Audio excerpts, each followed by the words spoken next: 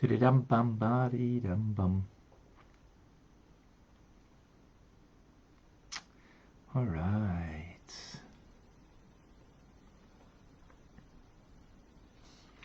All right, folks. Just let everybody know we're back on Instagram. Had a problem for a bit.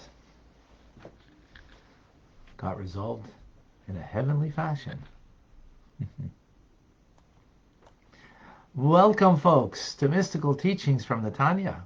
I'm Rabbi Ronnie Fine, coming to you from Chabad Tzrich and Kedeshim in Montreal, Canada. It's a privilege and a pleasure to share with you the Tanya. We say hello to Natine in Canada, fellow Canadian. TJ, Terrence, all the way in Australia, welcome. Michael is in Germany with us every day. Joseph in New Jersey, where it's cloudy and balmy. Marlene is in Florida. So is Simcha's in Florida. Tim is in Texas, Boker Tov. Jan is in Mexico, welcome. We have Lynn in Long Island, who joined us for the Parsha this week. Thank you for joining. Who else is? Rusty's in Texas. Good morning. Carlos in Costa Rica. Welcome. Lima and Linda, rather in Davida. Good morning and good Chodesh in New York. Rosh Chodesh Tov in Calgary to Eugenia.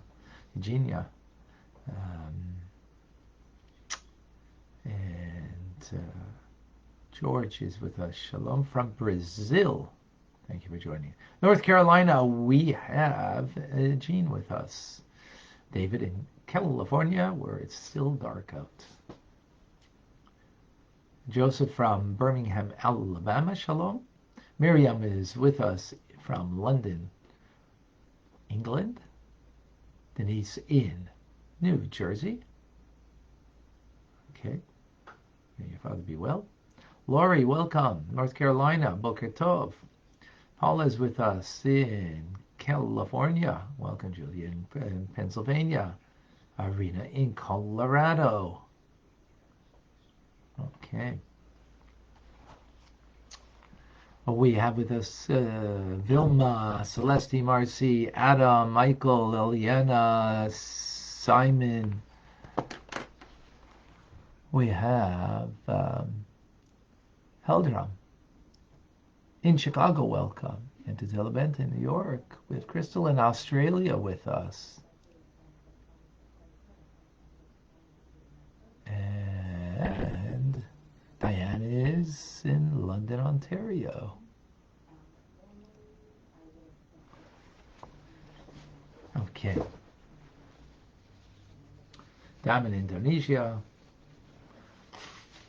Okay, beautiful.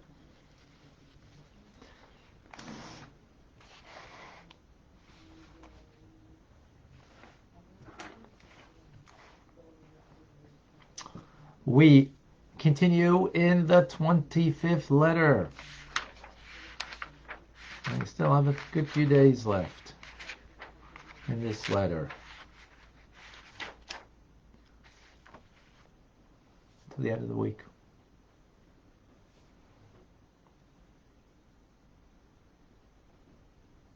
Actually, yeah.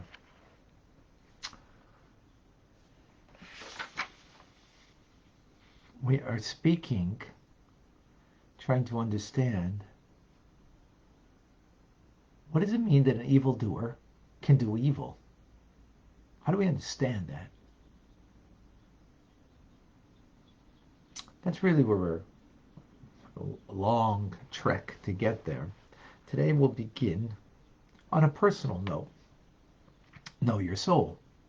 By knowing your soul, then we're going to know the capacity that the soul has for good and for the opposite. Today we're only going to do with the good. Tomorrow we'll get into some of the negative stuff. How that happens. How does it work? That's the key over here, is an understanding. We know that it's pretty obvious people do evil. They choose to do evil. They're responsible for evil. But how do we understand that they have the power for it? We don't create ourselves. God's a creator. He was not the creator merely 5,700 plus years ago.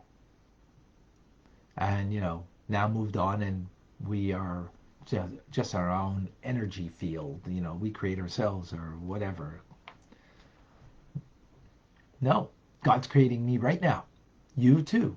All of the entire world He's creating right now. So how do we understand that an evildoer can perpetrate evil if God is the one who's giving the power? So what we've explained till now is the power of God in general terms in the universe. We made a distinction between the Holy Land and the rest of the world. The difference between Montreal, where I am, and Israel. Direct, as opposed to indirect. That comes from a source of klipa. That's what we explained.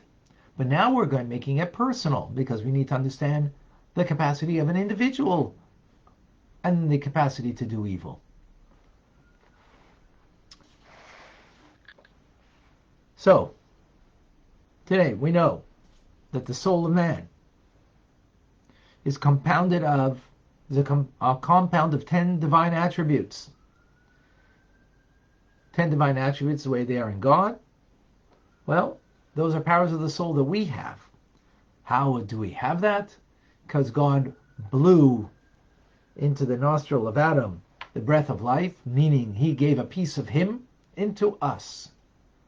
What's that piece of Him?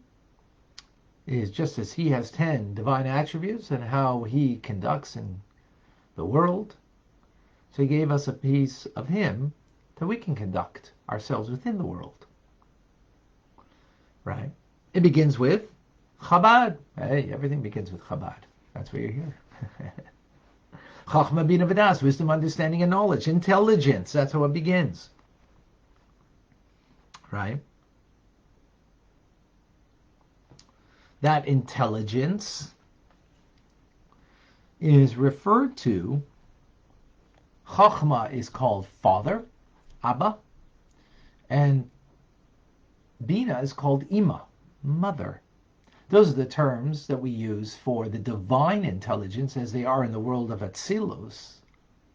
And when the two combine together, they become Das. They combine together to give birth to emotions. So we have intelligence, again, as a reflection of the divine. And that's what makes us different than the rest of creation, right? Ultimately, it starts at least with intelligence. We'll see. It's not just with intelligence. Not that animals don't have some form of intelligence, but their intelligence is a limited one. They will not be able to express, different points of view on how to look at this book, right? They won't have the capacity for that. They can only use their intelligence in order to fulfill their nature. We can use our intelligence and philosophize on something and see things from many different perspectives and discuss it ad infinitum. So that's based on intelligence, right?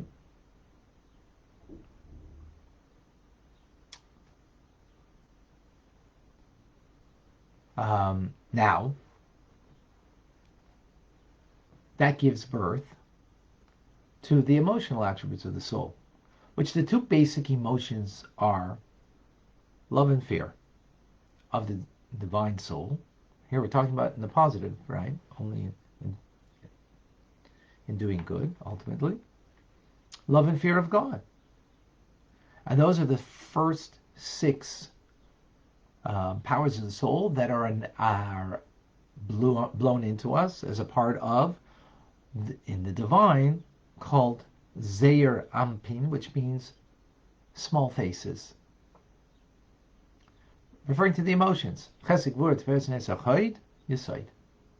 Right? Kindness, severity, compassion, endurance, or victory, acknowledgement, humility, and foundation connection that we've spoken about in the past, actually 10 letters ago at great length. So again, blown into us is from Zeir Anpin, from the small faces in the divine emotions that are beget from or evolved from divine Chabad, intelligence. So we have the emotions within us, and then we have the faculty of speech, which is analogous to supernal speech. As God creates the world with his speech, and that is Malchus, royalty, kingship, or the Shekhinah, or the divine presence, that is the power, something that we spoke previously at great length. Right? Therefore, the soul has also that power of speech, again, as it's blown into us. So we have speech. And in what way do we use the speech when it comes in the divine soul doing good? As we're doing right now, speaking words of Torah. Right? Which is, when we speak words of Torah, we're using our power of speech, which is the Malchus of my soul, which is analogous to the Malchus above, which is the divine presence. What do? I arouse from, and I elicit, and I create, or create's not the right word, but elicit the Shekhinah, Malchus, royal speech above, that it should be drawn down here and encompass us, envelop us when we speak something divine.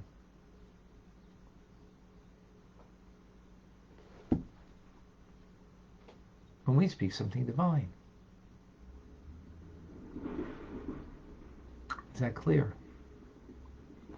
That's why, therefore, in conclusion, when you reading the Shema or Grace After Meals or study words of Torah, you don't discharge your duty by meditating upon the words. You have to actually speak the words, because speaking the words creates the connection of my power of speech, which is my Malchus, the Malchus of my soul, the power of speech within me, in order to elicit the power of Malchus above, to draw that down and bring vitality to me.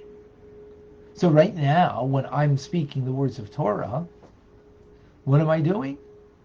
I am drawing down vitality to me directly from Malchus above. I'm getting from God's holiness, from his Malchus, life right now.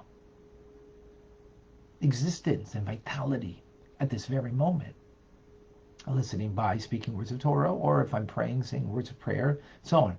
Specifically speech. Now, of course, in action also we do that, right?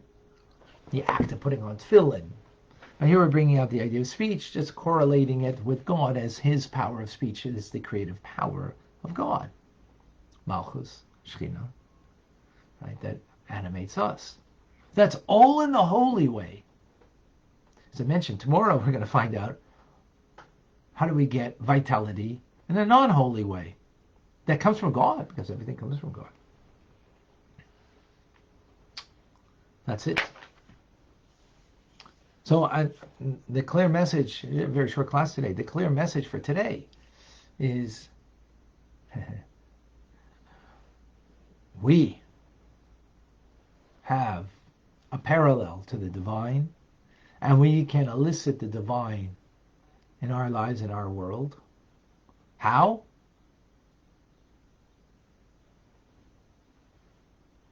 How? Speak words of Torah, speak words of prayer, we elicit above. Through action too, because our action and speech correlate as God's speech is his action. But here the specific is, therefore we need to verbalize in order to elicit. That's the point. When you do the action, that for sure elicits. But when you only meditate upon something, then you don't elicit the divine light from above.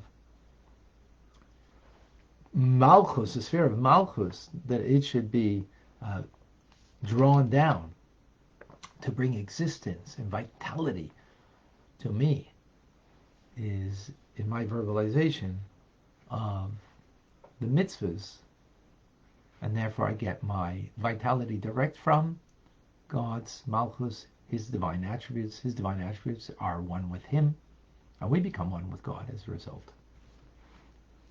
Any questions, any comments, any thoughts?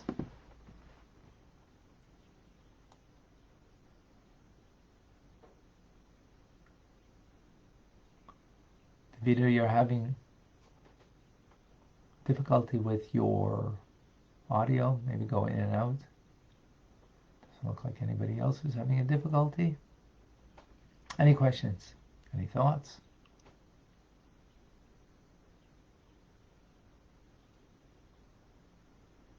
I have a question, Rabbi. Please.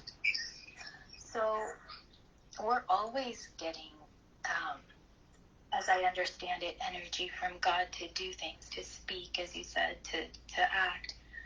But there is a difference when it is attached to mitzvahs and prayer. Like there's a difference in energy that is drawn down, is what I'm understanding. Yes. So tomorrow we're going to speak about when you do something negative, you also draw energy, because to do the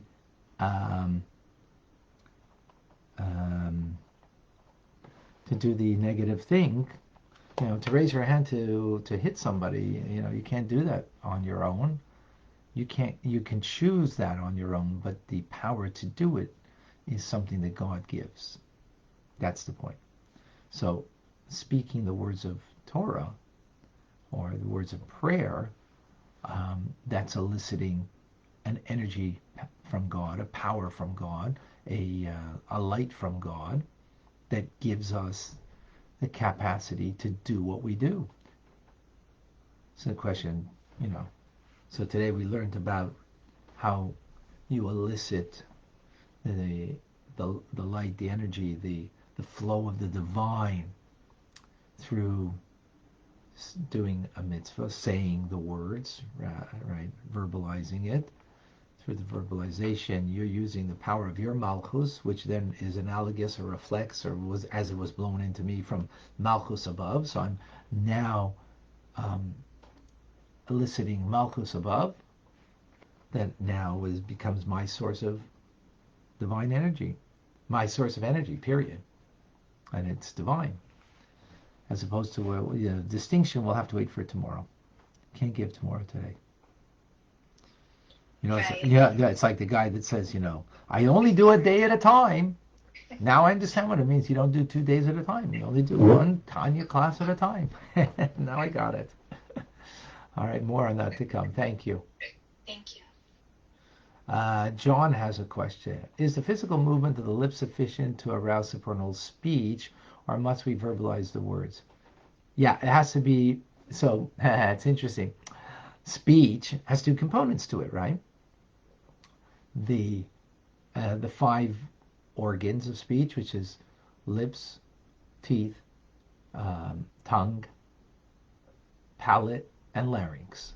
But then there's also breath.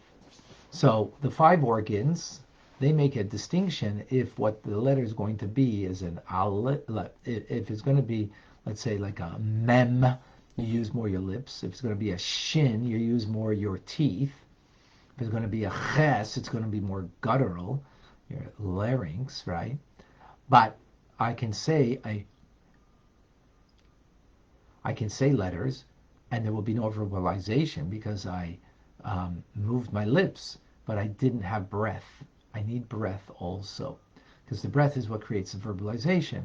So it's the fact that it is coming out there. It's out there, right?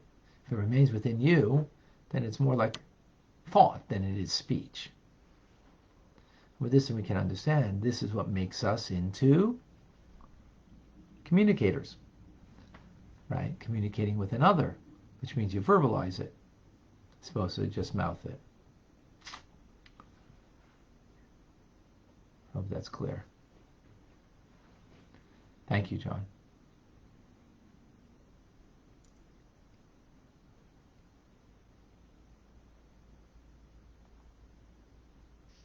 ask one more question? Sure, go ahead. So this energy, once we draw it down and we have it, so to speak, and carry it around, is it like anything physiological that like changes, or is it also palpable in others? Like, is there a sense of that divine in, the world, within the person? Good question. The more I guess you're attuned to your neshama, to your soul, the more you will be recognize. I think how we recognize it, that we're getting divine energy as opposed to negative energy, which we will speak about, is more not in the getting the energy, but where we are with that energy. So when you are saddened, or you are feeling a victim, and you are in a negative place, so the reason for that is because you're getting negative energy, right? Because that's what you've chosen, that's what you get, right? You did the mitzvah, so then you're gonna get the positive energy. So and we sense that it's much more edifying, much more exalting, and feels so much better when we get that. So I don't think we feel the actual energy field coming to us. No. We're not capable of that. The righteous is a different story, but we're not capable of that. But we could see the consequence of it, that for sure. I hope that helps. Davida, when we say Shabbos Kiddush, the Zer Anpin comes to join in our Shabbos, how does it affect the divine energy? Because we're getting the emotive lights of Hashem descending upon us. Yep.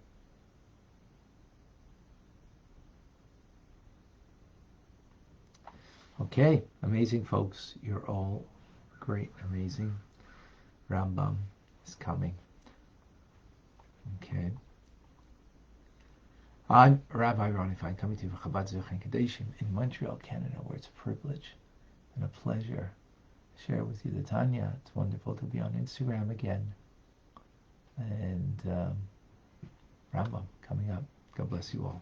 Be well, folks. Thanks so much.